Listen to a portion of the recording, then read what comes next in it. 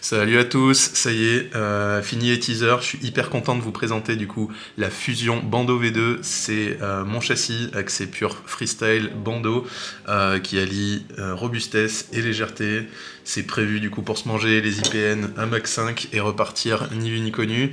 Elle est dispo du coup en deux configurations, donc à gauche on a la configuration dite classique avec camplate et entretoise, et ma configuration préférée où on vient retourner les camplates et on remplace les entretoises avant par une petite cage en TPU pour la caméra avec un bumper intégré, ce qui viendra amortir un petit peu les chocs, on en reparle tout à l'heure. Du coup j'ai conçu ce châssis en étroite collaboration avec Escape FPV, ainsi que différents pilotes des Bando Lovers qui ont participé de près ou de loin à la conception du châssis, en me faisant des retours constructifs, même si parfois c'était destructif.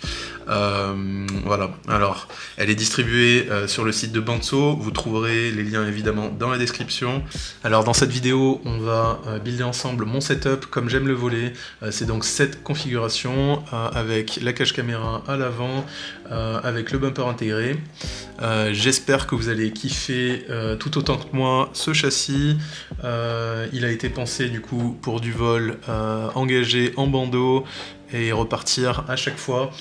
On a vraiment cherché du coup le moindre détail pour avoir un châssis ultra solide, qui soit rigide, avec un poids raisonnable, tout en ayant une maintenance facilitée. Donc voilà, un petit aperçu de ce qu'on va builder. Allez, let's go, c'est parti. Voilà. Ok, bah donc là on est prêt, on va monter tout ça et on va commencer par la bottom. Alors on prend la bottom, déjà ce qu'on peut voir, bon toujours tout ça en carbone T700 de chez Toray, avec des finitions vraiment de dingue. C'est vraiment ce que j'adore chez Fusion. Toutes leurs frames sont très quali. Alors, on va commencer par la bottom, on va la mettre à l'envers et on va venir y caler nos bras de cette façon. L'interlocking des bras a changé, on n'a plus la petite pièce centrale. Donc maintenant, en fait, les 4 bras vont arriver l'un contre l'autre.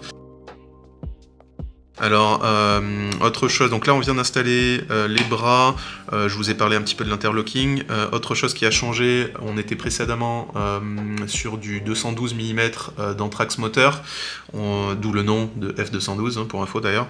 On est passé maintenant sur 215 mm, tout ça juste pour s'assurer qu'en hélice 5.1 on ait assez de place entre le carbone et le bord de l'hélice. On a aussi également un petit peu revu la courbure générale du bras, on a épaissi un petit peu à cet endroit-ci. J'ai aussi demandé à enlever le pattern de fixation moteur en 19 par 19, sachant que c'est un pattern utilisé uniquement par des très gros moteurs, en 28.06 par exemple, enfin les 28.0X. Donc personne ne met ça sur des moteurs 5 pouces et encore moins en bandeau, donc ça nous a permis d'enlever une petite ligne de fracture à cet endroit là. On en a aussi profité pour réduire un tout petit peu le diamètre central là, du bras qui sert à extraire la vis de cloche sans devoir dévisser en entier le moteur. On n'a jamais vraiment eu de soucis de ce côté là, mais bon c'était pour vraiment limiter les chances de casser à cet endroit là. Avant de mettre la middle plate, on va déjà lui mettre les vis de bras, là, les deuxièmes jeux de vis de bras. Donc j'ai juste préinstallé les petits washers, hop, ces petits washers là, qui permettent d'avoir un meilleur serrage, hein. C'est pas juste cosmétique, donc ça permet d'avoir une surface beaucoup plus large pour la tête de vis et assurer un meilleur serrage. Donc on va glisser ces 4 vis à tête cylindrique plus le washer dans les petits trous aux 4 coins des bras. Voilà. Ensuite, on va passer à la middle plate. La middle plate, bon, j'ai déjà commencé à installer les vis de stack, rien de plus simple, hein. On a les trous du coup en 30-30 ou en 20-20 en fonction de ce que vous avez besoin. Chose à savoir du coup, petite nouveauté, la middle plate du coup vient maintenant préinstallée avec des press nuts hexagonaux. Alors on ne l'a pas souvent l'utilité, mais c'est un petit plus que tu es vraiment content d'avoir le jour où tu foires une vis ou que tu tords une vis tout simplement. Donc là ça permet de venir avec une pince, tenir le press nut et être sûr de pouvoir extraire la vis, donc ça c'est vraiment top. Et on vient caler la middle plate avec les petits triangles sur les côtés et il y a tout qui s'aligne. Donc maintenant qu'on est dessus, on retourne la frame et on vient serrer avec un tournevis en 2,5. Je vous conseille très fortement de mettre du frein filet sur les vis de stack, comme ça on peut s'assurer que malgré tous les crashs, elle va pas venir se défaire et avoir l'électronique qui bouge. Voilà.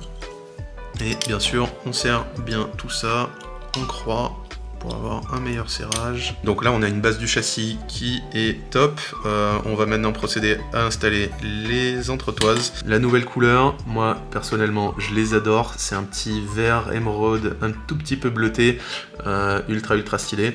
Elles sont maintenant du coup en 27 mm, donc ce qui nous laisse un peu plus de place pour la stack. Donc là maintenant on a une hauteur de stack de 16 mm, donc c'est ultra large. L'électronique elle respire, il y a assez de place. Alors, donc j'ai installé les 4 entretoises centrales. Inutile du coup de mettre du frein filet pour celle-là, mais bon vous pouvez, on peut bien serrer. Autre nouveauté du coup de ces entretoises, donc comme je vous ai dit, donc elles font 27 mm, mais il n'y a pas que ça qui a changé. On a aussi élargi un petit peu leur diamètre au centre pour éviter qu'ils plient hein, dans les bisous contre les IPN tout simplement. Donc on a rajouté un petit peu de matière au centre et surtout j'ai insisté à ce que le pas de vis de fixation ne traverse pas en entier. Donc là la partie centrale est pleine, contrairement à la plupart des autres stand-off des châssis sur le marché. Donc ça c'est un petit plus, mais vraiment ça aide en termes de solidité. Petite chose qui ne change pas, c'est un petit peu comme la middle plate comme je vous ai expliqué. Les extrémités donc sont toujours en hexagone, ça permet encore une fois de pouvoir revenir avec une pince et maintenir son stand-off. Donc ça c'est vraiment top, on n'en a pas besoin souvent mais c'est un petit plus. Personnellement je déteste les entretoises qui sont entièrement rondes justement pour cette raison là. Avant de mettre du coup l'entretoise, je vais en profiter pour glisser donc mon TPU. Vous trouverez du coup tous les impressions sur le site de Printables, donc je mettrai les liens bien sûr dans la description. Donc le bumper arrière c'est celui-ci, il faut juste pas trop se tromper de sens. Il y a un côté qui a un rond de ce côté là, et de ce côté-ci c'est de l'hexa. Donc la partie hexa vient vers le haut et on glisse la bottom dans le print. Voilà. Donc là on peut voir qu'il y a le carbone qui est visible à travers les trous de fixation des deux côtés. Donc ça va nous permettre de pouvoir, hop, si je prends la bonne entretoise, hop, je le glisse dans le TPU. Voilà. Et là on va venir avec des vis à tête cylindrique et elles on va pouvoir venir serrer contre le carbone. Et donc en fait là c'est comme si il n'y avait pas de TPU entre guillemets. C'est à dire qu'on va pouvoir venir serrer autant qu'on veut et sans corrompre en fait la rigidité du châssis parce qu'il y a une présence d'un TPU.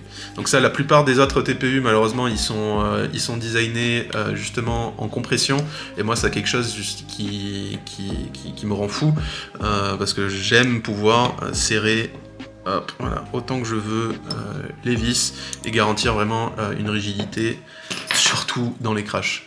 Donc on a installé notre bumper arrière. Maintenant je vais en profiter, vu que j'y suis, pour installer les protections moteur. Hein, voilà. Hop. Voilà. Et là pareil, c'est le même design, enfin c'est la même idée de conception, on voit bien le carbone à travers, et donc c'est les vis à tête cylindrique hein, vous voyez là, qui se prend en entier dans le mount, qui va sécuriser le support, sachant qu'en fait il y a un petit rebord là qui dépasse par-dessus le bras, donc qui vient l'empêcher de sortir. En plus du coup des vis à tête cylindrique. Et donc notre moteur il est pas soft mounté. Donc ça c'est un vrai plus, parce que du coup on peut vraiment serrer autant qu'on veut. Il n'y a pas du TPU qui est pris entre le carbone et la tête de vis. Et ça malheureusement, ce qui arrive très souvent quand c'est le cas, le jour où vous avez votre moteur qui se met à chauffer, le TPU se met à se ramollir et du coup votre serrage il est plus optimal, vous avez le moteur qui va se mettre à vibrer et créer du coup des vibrations et votre quad il volera pas pareil. Donc ça maintenant j'y tiens, et la plupart de mes TPU, enfin la très grande majorité, sont prévus justement sans compression. Maintenant on va passer à l'avant du quad, donc on va venir avec nos camplates. Les camplates du coup vont se glisser dans les deux slots à l'avant, donc hop, de cette façon-ci. Voilà. Sachant que du coup, si vous la montez avec les trous de fixation de caméra dans ce sens-là, vous pourrez monter donc cette configuration. Je vous ai parlé un petit peu au début avec les camplates et entretoises. Cette configuration-là, elle fonctionne pour la plupart des caméras du marché, donc que ça soit du DJI V1, du Walksnail, HD0, analogique, peu importe. La plupart des caméras, même les caméras nano ou autres, pourront passer dedans avec des petits spacers de différentes épaisseurs. Vous les trouverez sur le site de Printables, je vous mettrai bien sûr les liens dans la description. Par contre moi c'est pas ce qui va m'intéresser aujourd'hui, moi je vais monter ma configuration préférée, donc c'est celle que je vous ai montré tout à l'heure. Pour ce faire donc on va enlever les camplates et on va les retourner tout simplement comme on a vu dans le teaser. Hop, on les glisse comme ça dans les slots. Maintenant, on va passer du coup à l'installation du VTX, vu que ça va passer en dessous. Donc on va essayer de respecter un certain ordre. Ensuite, on va pouvoir passer notre électronique et on devrait être pas trop mal. Allez, c'est parti. Donc pour le VTX, plusieurs versions sont disponibles là, comme support de VTX. Un premier support ici dit hard mount, où en fait on vient remplacer toutes les vis du air unit en haut en bas par une longue vis en fait qui vient traverser le O3 avec des petits écrous par dessus. C'est pas mal, mais le problème en fait c'est que ces vis en 1.6 c'est pas vraiment solide. J'ai testé plein de vis différentes, mais juste le fait que le diamètre soit si petit, dans les gros crashs en fait souvent elles vont venir se casser à l'intérieur même du O3, donc ça c'est vraiment pas terrible. Donc je vous l'inclus quand même parce que pour quelqu'un qui crache pas trop, en vrai c'est une très très bonne solution et il est très clean. Ensuite, une deuxième version où là en fait j'ai juste fait une petite base moulée aux formes du air unit qui prévoit donc 4 écrous pour pouvoir le fixer à l'arrière du quad, et dans lequel en fait on a des slots qui sont prévus pour pouvoir y glisser un riselant et venir accrocher son air unit. Bon, c'est pas opti pour plusieurs raisons. Bon bah déjà c'est avec des riselants donc jetables, à chaque fois qu'on a besoin d'enlever son air unit on doit couper quelque chose, bon c'est pas terrible. Mais deuxième raison en plus c'est que je les avais designés, bon j'avais pas énormément de choix en fait de placement pour les riselants, et du coup ils viennent bloquer un petit peu la carte SD et le port USB, donc c'est pas terrible, mais par contre c'est ultra léger. C'est plus léger que la version avec les vis, donc c'est pour ça que j'ai volé avec pendant plusieurs mois. Mais maintenant du coup j'ai trouvé une nouvelle solution qui est vraiment pas mal. Donc ça c'est le petit berceau pour le Air Unit O3. Celui-là du coup il est designé pour avoir le port USB et la carte SD accessible. Il y a un petit slot en dessous pour pouvoir y glisser les câbles d'alimentation et RxTX. On peut bien sûr donc le fixer avec les écrous à la bottom, et tout ça du coup ça garantit une bonne fixation, donc ça j'en suis super content, ça fonctionne très bien. Par contre lors de l'installation pensez bien forcément à installer les antennes du O3 avant, donc c'est ce qu'on va faire tout de suite. Là je l'avais préinstallé juste pour vous montrer, et comme ça en plus je vais pouvoir vous montrer comment on l'installe. On vient préparer notre antenne et bien sûr vu que l'antenne du coup doit être dans un support, on va faire ça en premier parce que sinon ça sera trop compliqué dans l'ordre. Donc là on vient tout simplement mettre les deux câbles de l'antenne O3 dans le trou central. Une fois que c'est dedans, on pousse jusqu'en bas. Voilà, donc ils ressortent en bas. On aligne hop, le logo et on pousse. Voilà. Le support d'antenne, j'en suis assez fier de ce design. Il a été prévu pour englober les entretoises et la top plate pour s'assurer qu'ils ne puissent pas bouger, monter, descendre. Toujours avoir du coup l'antenne au même emplacement et garantir la meilleure réception. Il existe en plusieurs variantes, en simple antenne comme ici, ou en double antenne. Certaines personnes, par exemple pour le DJI O3 ou même le R-Unit V1, aimer avoir deux antennes distinctes, donc c'est possible. Et bien sûr il existe en plein de déclinaisons, Foxeer Lollipop, TBS Triumph, les trous RC, Core, enfin voilà. Et si vous avez besoin d'un type d'antenne qui n'existe pas, encore une fois contactez-moi avec les dimensions de votre antenne et je vous ferai un support adapté. Et donc là on peut serrer en fait autant qu'on souhaite et garantir la rigidité de notre quad. Hop. Et tout en ayant du coup une antenne qui est ultra sécurisée et qui va pas partir. Donc ça fonctionne super bien. Je sais pas si vous voyez aussi, ce que j'aime bien faire sur mes impressions 3D, c'est de les chauffer en fait pour venir lisser et fondre en fait les couches entre elles. Ça va donner encore plus de solidité à l'impression 3D parce que la plupart du temps en fait ça vient se casser le long du sens d'impression. Donc si on l'a imprimé dans ce sens là, très souvent en fait ça va venir juste se sectionner comme ça. Donc une solution pour parer à ça, c'est soit de l'imprimer à plat, mais si on veut pas s'embêter, on peut juste aussi venir chauffer le TPU et ça va vraiment donner une rigidité de ouf. Donc là elle est bien calée et il y a les connecteurs qui sortent. On va pouvoir venir l'installer après sur les stand-off, mais dans un premier temps on va déjà le connecter au VTX.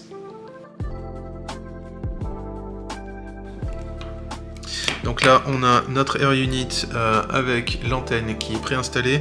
Donc là maintenant on va pouvoir le glisser dans son support. Oubliez pas vraiment de le faire dans ce sens là parce que sinon vous allez vous retrouver avec le R-Unit dans le support et comment on installe l'antenne, c'est compliqué. Donc maintenant pour l'installer, faut juste faire gaffe à l'orientation. Ici il y a le port USB, donc on s'assure de le mettre dans le bon sens déjà. Voilà, dans ce sens-là. Et on va juste venir hop, plier le support en deux. On glisse un premier côté. Et ensuite, on vient tirer sur les rebords là pour le glisser par-dessus. Et voilà. Donc là maintenant, il est installé. On a notre antenne. Donc là, on va être bien. On va juste pouvoir router les petits câbles en dessous. Voilà. Et on va pouvoir le fixer au quad.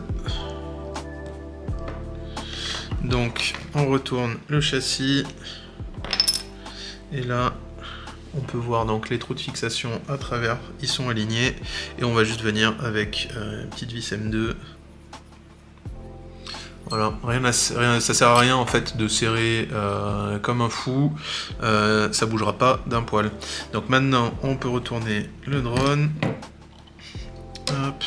Et ici on va pouvoir donc on glisse, on fait attention aux câbles d'antenne, on les replie un petit peu et on vient glisser donc le support d'antenne sur les entretoises arrière comme ceci. Hop, voilà. Donc là on a un truc qui bouge pas.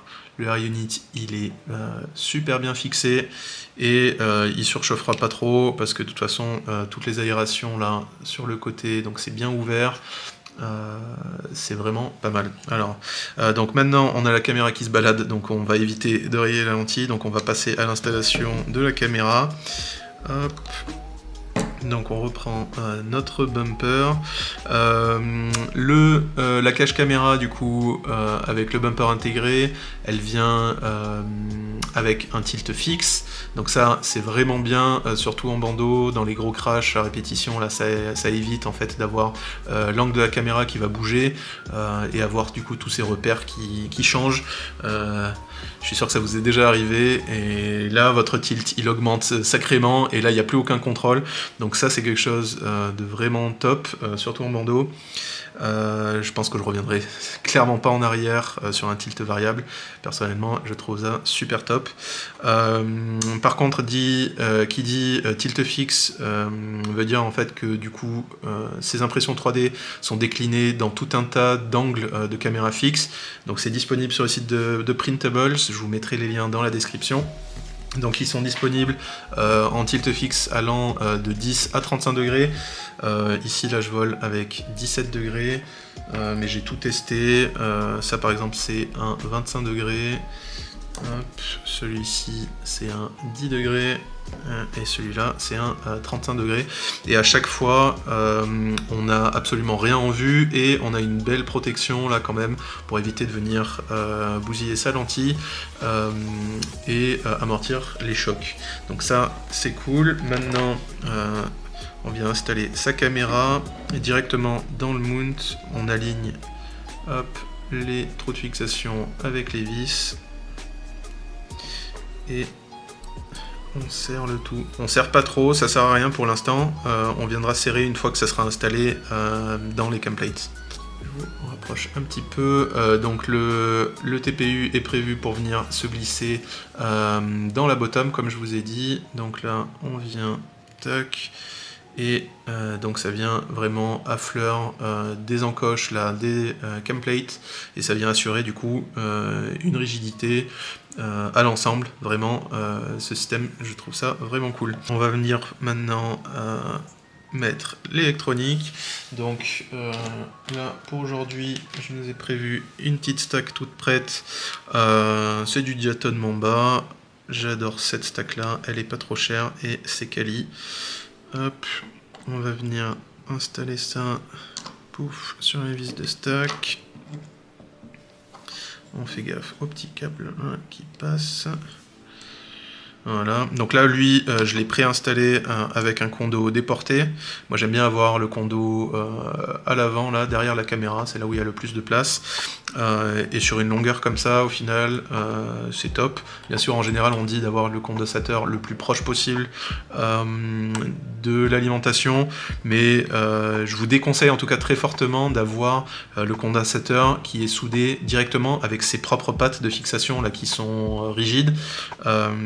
De souder un câble comme ça, surtout en bandeau, c'est 1000 fois mieux, parce que dans les crashs à répétition, les petites pattes de fixation là, du condensateur, elles vont finir par lâcher, et ça c'est la première source de feu dans un quad. La patte du condensateur qui va se casser et va venir toucher quelque chose d'autre, faire court-circuit. Vraiment je vous déconseille. Donc là on va essayer de venir, quand vous allez souder, de venir couper vraiment à ras les pattes et venir souder en fait sur le condensateur des petits fils pour le rallonger. Donc on va mettre le condensateur là, hop, sur le côté. On va mettre les petites gummies. Ok, donc là maintenant on a mis toute la stack, l'électronique est prête, il me manque juste le RX, et bien sûr à faire quelques soudures, je ferai ça hors caméra. Un petit point aussi que je voulais rajouter, c'est que ce support d'antenne est prévu, hop, je sais pas si vous le voyez, voilà, il y a un trou prévu au centre. C'est prévu en fait pour pouvoir y passer son XT60. Moi j'aime bien avoir mon XT60 qui sort ici vers le haut de la top. Ça évite d'avoir un truc qui sort sur le côté qui pourrait se prendre dans les hélices. Mais je suis quand même pas fan des XT60 qui sont vraiment captifs dans la top plate. Alors il y a des gens qui aiment bien passer le XT60 ici dans la top, que ça soit sur ce châssis ou sur d'autres châssis. Personnellement je suis vraiment pas fan, parce que du coup ça veut dire qu'on a la top là qui reste accrochée au fil, c'est pas terrible. Donc moi ce que j'ai designé, donc j'ai prévu le petit trou sur le support d'antenne, mais également du coup une petite fente. Donc là on va pouvoir venir écarter le TPU et venir glisser du coup notre XT60 dedans, et ça sera joué. Alors, c'est pas super facile à faire, mais ça tombe bien, on a besoin de le faire qu'une seule fois. Voilà. Et le deuxième. Hop. Voilà, super. Donc là, on a le XT60 qui est dedans. Et on va pouvoir remettre le support d'antenne sur les entretoises. Voilà. Et donc là, comme vous pouvez voir, en fait, le XT60, il n'est pas pris dans la top. Donc là, quand on travaille dessus, on peut juste venir le glisser dans le support d'antenne.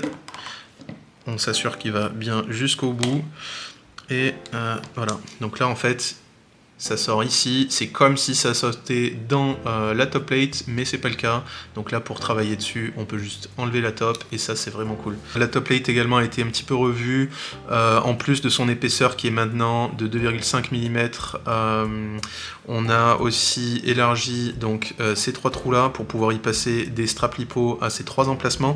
Donc que ça soit hop, je reglisse dessus, que ça soit des deux straps au milieu pour avoir un centre de gravité optimal, ou à l'arrière si on a un mount GoPro.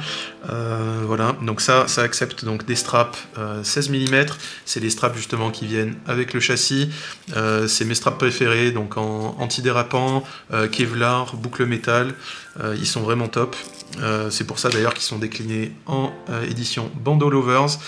Ils sont ultra légers, ils pèsent 5 grammes, je crois 5,2 grammes, donc ça c'est top parce que j'aime bien en avoir deux, et donc si le moindre poids que j'économise, ça change vraiment la donne sur le poids total du quad. Petit aparté, les straps Bandeau Lovers donc, sont disponibles à l'achat. C'est un super moyen de soutenir nos différents projets. D'ailleurs, il y en a quelques-uns qui vont arriver très prochainement. Je vous mets les liens dans la description et je vous remercie d'avance. Du coup, ensuite, en plus de la top plate, il y a quelques accessoires du coup qui vont avec l'aileron et différents mounts d'Action Cam, que ce soit pour session 5, Hero 9, Hero 6, Hero 7, peu importe. Bon, j'utilise pas trop parce que c'est ultra lourd, donc j'ai adapté d'autres mounts d'autres personnes sur la fixation. Si vous en avez besoin de mounts spécifiques qui ne sont pas encore disponibles, encore une fois, n'hésitez pas à me contacter. Et bien sûr, un mount de DJI Action 2, voilà. Donc moi j'aime bien, vu que je vole en O3, je vole avec un aileron, l'aileron pour protéger la lipo, vu qu'il n'y a plus de support d'Action Cam. Celui-là il est prévu pour se glisser dans la top. On aligne juste les trous de fixation des vis à l'avant, voilà, et donc lui il reste accroché à la top, et ça c'est assez pratique quand on bosse sur son drone. Je vais finir le build, je vais installer donc le RX, souder quelques câbles, mettre les moteurs, et puis on se retrouve pour un petit build qui sera fini. Mais j'ai bien sûr oublié l'installation d'un buzzer autonome.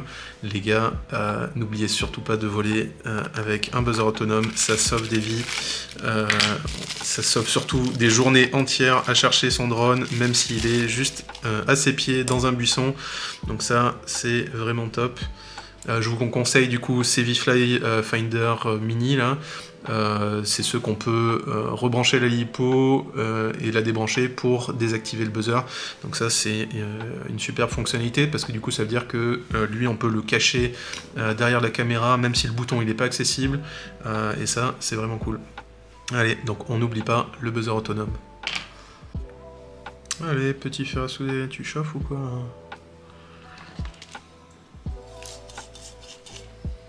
Je vous en avais déjà parlé un petit peu, mais je ne l'avais pas publié, donc maintenant c'est chose faite.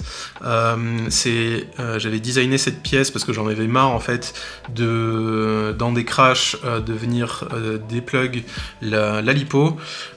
Donc en fait ça, j'appelle ça un cadenas à XT60. C'est une impression 3D qui vient venir englober le connecteur XT60. C'est mieux de chauffer quand même le TPU avant. Donc moi j'utilise de l'air soufflé et on le chauffe un petit peu, ça aide à ramollir. Vous pouvez le faire au briquet, mais vraiment soyez assez éloigné. Le mieux limite, non, à ce moment-là, utilisez plutôt un sèche-cheveux. Ça sera bien. Il n'y a pas besoin de le faire fondre non plus, mais juste le ramollir un petit peu. Ça va vraiment faciliter les choses. Hop, on éteint ça. Et il n'y a pas vraiment de sens pour ce type de connecteur là, vu que la forme est assez homogène. Donc on le glisse par-dessus, on l'enfonce jusqu'en bas, et en fait, je sais pas si vous voyez, le XT60 a un petit rebord là, et lui, il y a un emplacement prévu à cet effet à l'intérieur, donc va falloir le faire passer par-dessus. Hop, c'est faut vraiment forcer. Et si ça passe toujours pas, on le refait chauffer un tout petit peu maintenant qu'il est dessus. Hop. Et là, voilà. Et là, en fait, il va même pas, même si vous poussez, en fait, il va pas rentrer plus. Donc, il n'y a que le petit cache gris là qui dépasse. Et même si on voulait retirer dans l'autre sens, en fait, maintenant, le petit rebord qu'on a vu, il est pris dans le TPU. Hop, ça c'est mon alim de bureau. Hop, hop là. Et donc là, en fait, on a une connexion qui est sécurisée. Et on a les petites ailettes, en fait, qui viennent clipser le connecteur mâle. Hein, et vous pouvez tirer dessus. J'ai fait le test avec une balance, ça tenait plus de 9 kg à l'arraché, donc on peut y aller. Par contre, donc j'ai designé les deux petites ailettes, donc en tenant votre câble LiPo, vous allez faire un petit mouvement de doigt dans ce sens-là, hein, tout en tirant, et ça vient tout seul. Donc ça permet de ne pas débrancher sa LiPo, et ça c'est tellement utile, surtout si vous crachez sur un toit, et là c'est fini, vous n'avez pas accès, potentiellement vous allez perdre des heures, donc ça sauve des vies, je le conseille à tout le monde, donc je vous mettrai le lien dans la description, c'est sur Printables. Bon voilà, alors j'étais en train de finaliser le build, juste avant que je referme la top plate, je voulais vous montrer ça rapidement. Donc à l'avant, j'y ai calé tout en bas mon RX ELRS avec la petite antenne qui dépasse sur le côté. Le condensateur 1000 microfarad et le buzzer autonome sur le côté là, et tous les espaces en fait où il y a un petit trou, j'y cale de la mousse. Je prends les mousses là qui viennent en général avec les stacks, des trucs comme ça, là c'est une mousse qui est un peu dense, hein, c'est pas mal. Je découpe des petits morceaux et je cale tous les petits trous pour avoir rien qui bouge à l'intérieur du quad. C'est super important, parce que le moindre truc qui va bouger dans votre quad, le gyro, il va le capter et il va essayer de compenser, donc on veut absolument rien qui bouge, même l'antenne, faut pas qu'elle bouge trop, voilà, donc là, on essaye de bien tout caler, et à la fin même, je vais lui rajouter un petit bout, voilà. Et donc là maintenant, quand je vais fermer la top plate, j'aurai mon aileron qui va venir appuyer là-dessus.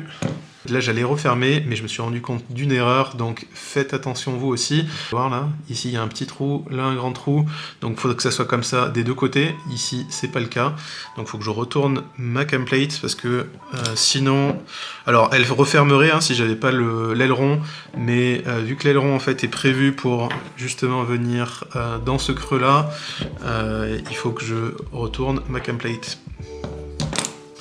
Voilà, donc là j'ai cam plate dans le bon sens, on peut voir, voilà, parfait.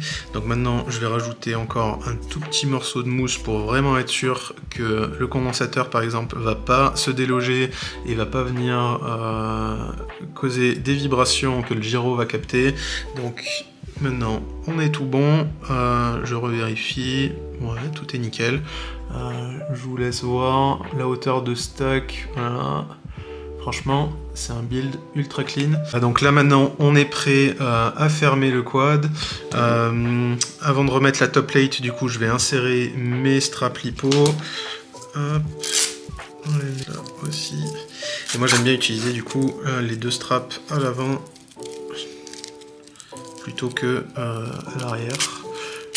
Mais ça dépend vraiment du coup si on a une action cam ou pas, parce que du coup si on a une GoPro qui vient jusqu'ici, avec un tilt élevé. Alors, ça nous oblige un petit peu du coup à reculer la lipo, donc c'est pour ça que c'est très bien d'avoir la possibilité de mettre un lipostrap juste ici. Ok, et maintenant on slide la top plate dans le support d'antenne, on aligne tous les trous et on aligne les cam plates dans la top, voilà, ça clipse et maintenant on vient avec un tournevis de millimètre et on resserre tout. Je vais mettre du coup les vis de partout et puis on se retrouve pour mettre le lipopad.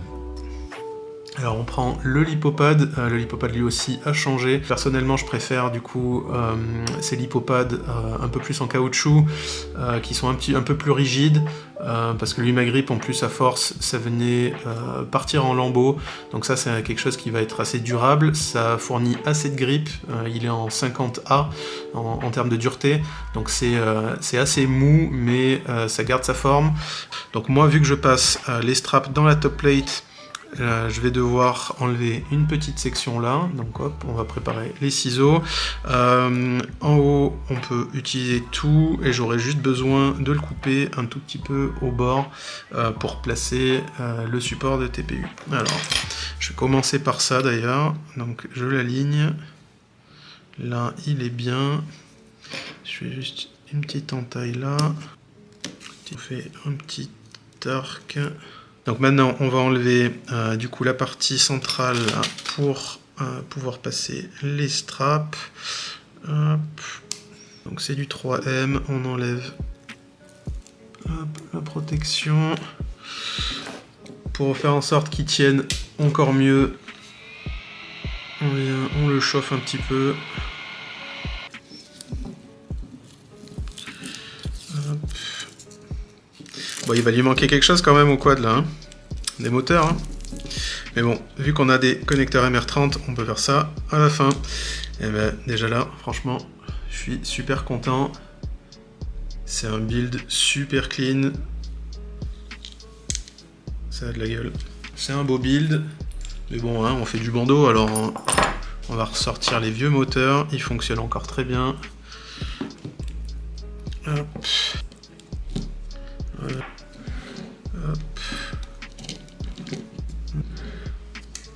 Et hop là, voilà, donc là on va être prêt, on les visse et c'est parti. Et donc là on peut serrer vraiment autant qu'on veut, c'est ça qui est vraiment top avec ces TPU qui sont pas pris en compression.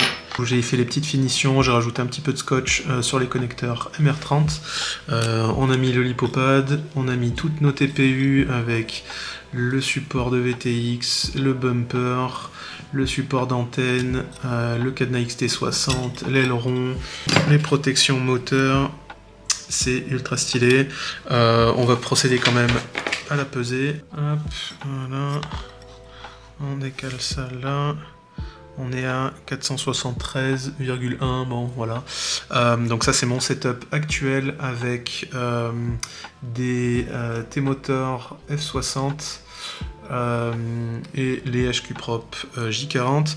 Mon setup complet, en général je vole avec une 6S1000 mAh, et donc là moi ça me fait un setup total aux alentours des 640 grammes, donc poids ultra respectable. Bien sûr ça c'est sans action cam avec 1 ou 3, mais même avec une DJI Action 2 ça reste dans un poids ultra correct. Bon ben voilà, le build est terminé, vous savez tout. Si vous avez des questions, n'hésitez pas à me les poser dans les commentaires. Ça m'a fait super plaisir de pouvoir vous partager ma nouvelle frame et la façon dont je build. Je vous laisse avec un petit peu de freestyle et puis je vous dis à bientôt. Allez, ciao.